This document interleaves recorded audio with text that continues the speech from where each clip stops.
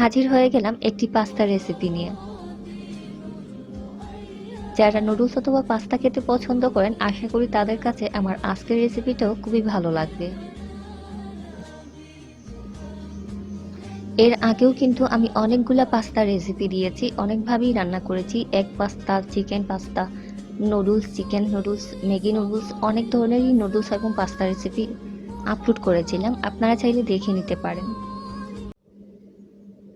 গৃহবন্দী জীবনে আতঙ্কিত হয়ে কোনো লাভ নেই।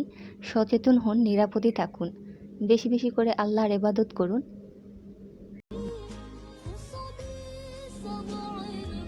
আসসালামু আলাইকুম এভরিওয়ান, আশা করি সবাই অনেক ভালো আছেন।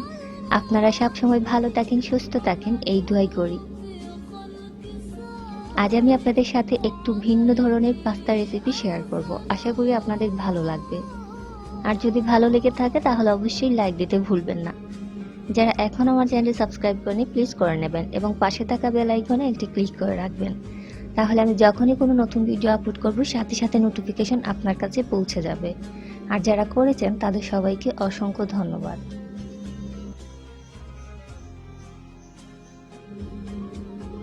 আমার আজকের পাস্তা রেসিপিটা কিন্তু অন্যান্য পাস্তা রেসিপিটার থেকে একটু ডিফারেন্ট হবে। আশা করি আপনাদের ভালো লাগবে। আর এই পাস্তাটা কিন্তু আমি কোনো ধরনের সস ছাড়াই রান্না করব। তাহলে চলে যাচ্ছি রান্না করতে। দেখতেই পাচ্ছেন আমি এখানে পাস্তা নিয়েছি। আমি এখানে 400 গ্রামের একটা প্যাকেট নিয়েছি। এবার আমি পাস্তাটাকে সেদ্ধ করব।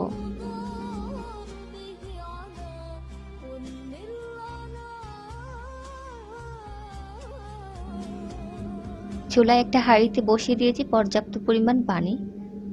পাস্তা সেদ্ধ করতে হলে একটু বেশি করে পানি দেবেন। পাস্তা অথবা নুডলস যে কোনো কিছু। তো আমি এখানে বেশ খানিকটা পানি দিয়েছি, পানিটা গরম হয়ে গেছে। এবার এর সাথে দিয়ে দিচ্ছি 1 চা চামচ লবণ, 1 টেবিল চামচ সয়াবিন তেল, সাথে দিয়ে দিচ্ছি পাস্তা। এবার আমি পাস্তাটাকে সেদ্ধ করে নেব।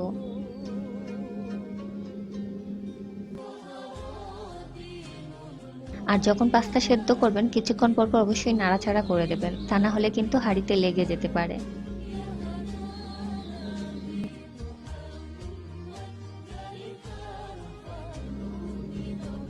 আমার পাস্তা সেদ্ধ হয়ে গেছে, এবার আমি পানিটা ঝরিয়ে নিচ্ছি। আপনাদের পাস্তাটা সেদ্ধ হয়েছে কিনা এই পর্যায়ে এসে চেক করে দেখতে পারেন।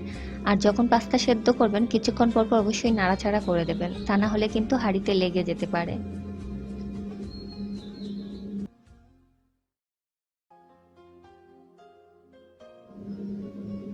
দেখতেই পাচ্ছেন আমি পাস্তাটাকে পানিটা ঝরিয়ে নিয়েছি, একটা স্ট্রেনারে রেখে দিয়েছি পানিটা সম্পূর্ণ ঝরে যাওয়ার জন্য। সাথে নিয়েছি সবজি, আমি এখানে 1.5 কাপ টমেটো, 1.5 কাপ আলু, 1.5 কাপ গাজর এবং 1 কাপ পেঁয়াজ কুচি নিয়েছি।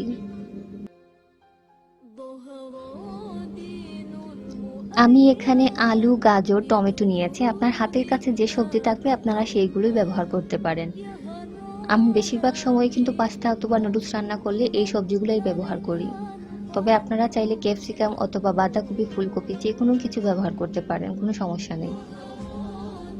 সাথে আমি কিছু মশলা নিয়েছি, আমি আগেই বলেছি আজকের রেসিপিটা একটু ভিন্ন হবে।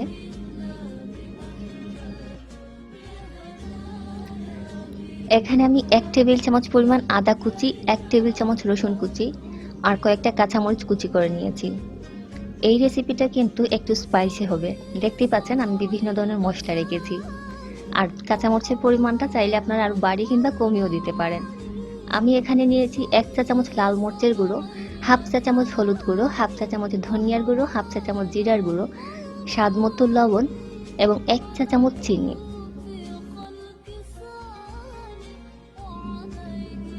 চিনি দেখে অবাক হওয়ার কিছু নেই, এই রান্নাটা কিন্তু আমি আগেই বলেছি অন্যান্য পাস্তা রেসিপিটা থেকে একটু ডিফারেন্ট হবে, একটু স্পাইসিও হবে।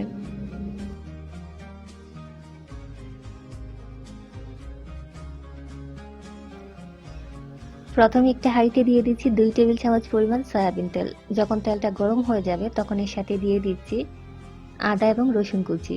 এবার আদা এবং রসুনটাকে খুব ভালো করে লালচে করে ভেজে নিতে হবে।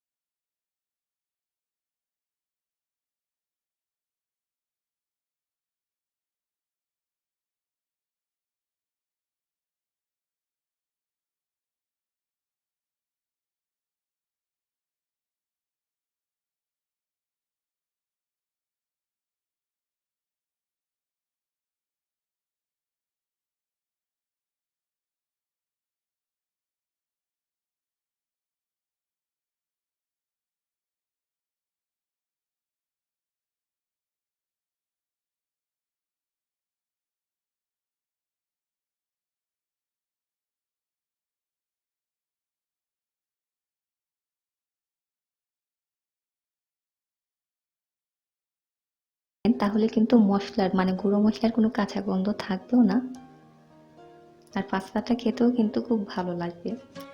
আপনারা এইভাবে একবার হলে এই রেসিপিটা ট্রাই করবেন, আশা করি আপনাদেরও ভালো লাগবে।